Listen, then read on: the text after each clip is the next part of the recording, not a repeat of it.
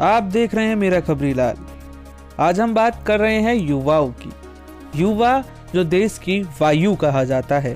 अगर युवा जिस दिशा में चल पड़े तो देश की वायु यानी देश की हवा भी उस तरफ अपना रुख कर लेती है। यानी कि बात करें तो राजनीति की। आजकल युवा लोग राजनीति के ग्लैमर के चस्के में अपना भविष्य दांव पर लगा रहे हैं, क्योंकि उन्हें लगता है कि राजनीति में ना सिर्फ बड़ी बड़ी गाड़ियों में घूमने को मिलता है और एक अलग ठाट बाट का ताना बना रहता है। इस पर चर्चा करने के लिए हमारे साथ मौजूद हैं वरिष्ठ समाज सेवी आशीष सक्सेना जी, जो बता रहे हैं कि किस तरीके से युवा शक्ति का सदुपयोग करके राष्ट्र निर्माण किया जा सकता है।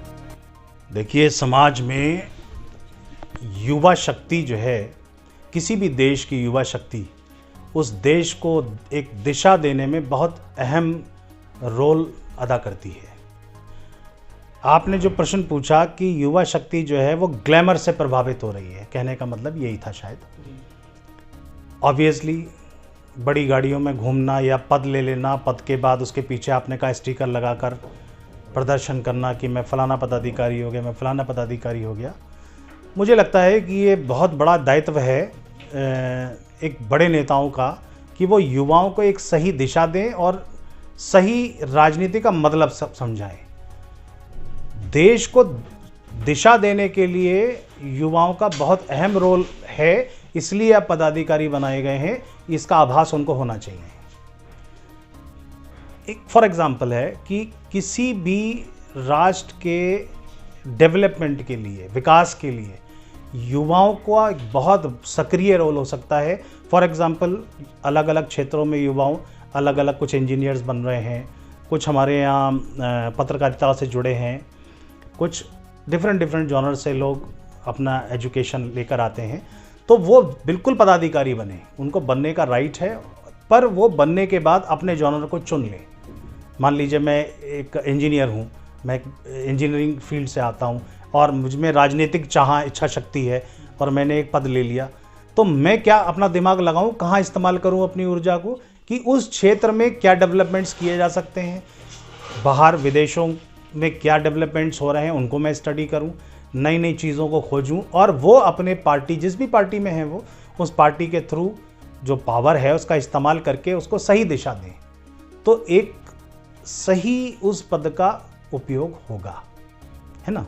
कोई सिविल इंजीनियर्स हैं, उनकी रुचि सिविल में है, तो वो अपने आइडियाज़ दें कि एक बड़ा अच्छा आइडिया आया था कि जितने भी चुंगी स्कूल खुले हुए हैं वो हम लोगों ने स्टडी किया कि जो नए विद्यालय बनाने की क्या ज़रूरत है, उन चुंगी स्कूल जो हमारे हैं सरकारी, उनको ही आप डेवलप कर दीजिए, पैसा वहाँ लगा दीजिए जीर्णोद्धार में और उनको मॉडर्नाइज कर दीजिए। कुछ युवा जो हैं वो अपना समय दें, भाई समाज सेवा ही तो करनी है ना, पदाधिकारी बन के कुछ अपना समय दें और जिस भी क्षेत्र से वो आते हैं वहाँ कुछ फ्री क्लासेस दें, इस क्षेत्र में आगे बढ़ें, तो ये भी तो राजनीति है। इसमें भी तो तरक्की होती है, इसमें दोनों की तरक्की होती है, आपकी एक इमेज बनती है और लोगों को आपसे लाभ होता है। कहने का तात्पर्य कुल मिला के ये है कि युवाओं का राजनीति में एक बहुत अहम रोल है। वो सिर्फ विरोध करने के लिए वो ताकतों का इस्तेमाल नहीं करना चाहिए। किसी का भी विरोध कर दिया, बहुत सारे आंदोलन चल रहे हैं, मैं नाम नहीं लूँगा, लेकिन लोगों को यही पता ही नहीं चल रहा है कि वो किस लिए बैठे हैं वहाँ। अगर आप 100 में से पूछेंगे तो उनको मुद्दा ही नहीं पता होगा। तो युवा शक्ति का क्या हो रहा है, वहाँ दुरुपयोग हो रहा है, कोई तो कर ही रहा है। तो युवाओं को ये समझना चाहिए कि पद लें, पदाधिकारी बने, नाम भी लिखें, कोई दिक्कत नहीं है, लेकिन अपना एक मोटिव तैयार करें कि मुझे अपने राष्ट्र को आगे बढ़ाने के लिए अपना योगदान देना है और इस पद पर रहते हुए मुझे कुछ कार्य करने हैं। मैं समझता हूँ कि जो अपनी बुद्धि से सोच पाता हूँ वो कि ये एक अच्छा रहेगा और ये बहुत बड़ा योगदान उनका रहेगा हर क्षेत्र में। आज हम कृषि के क्षेत्र में अगर देख लेते हैं तो हमारा ध्यान कहाँ है, हम ऑर्गेनिक फसलें उगा सकते हैं। किसान को ये बता सकते हैं कि जो किसान जो है फल उगा रहा है वो छोटा सा प्लांट लगा सकता है, जैसे अनार का किसी का खेती है तो वो एक प्रीबायोटिक ड्रिंक बना सकता है और उसकी पैकिंग करके भेज सकता है। ये एक सृजन है। तो अभी हम किस मुद्दे पर कर रहे हैं, कुछ जगहों पर देख रहे हैं कि हमारी फसल 10 रुपये की है और व्यापारी 100 रुपये का बेच देता है।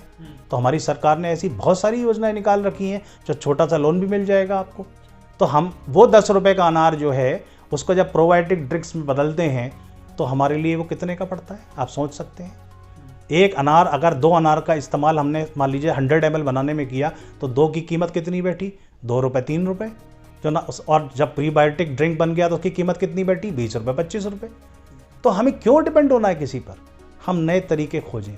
तो जितने पदाधिकारी बने, मैं तो उन युवाओं से, अपने साथियों से अपील करूंगा कि नया इनोवेशन करें, नई सोच लगाएं और पॉजिटिविटी की तरफ बढ़ें, कुछ नया करें और पदों का सदुपयोग करें। सिर्फ पद लेने से वो टेन्योर उनका निकल जाएगा और उसके बाद उनका आकलन होगा तो पता चलेगा कि इन्होंने सिर्फ दिखावे के लिए पद ले रखा था, जबकि वो बहुत कुछ कर सकते हैं। तो मैं यही अपील कर सकता हूँ अपने भाइयों से, और एक बड़े भाई के नाते मैं उनको ये ज़रूर कहूँगा, और ये मेरा अपना सोच है इस बारे में। बहुत बहुत धन्यवाद।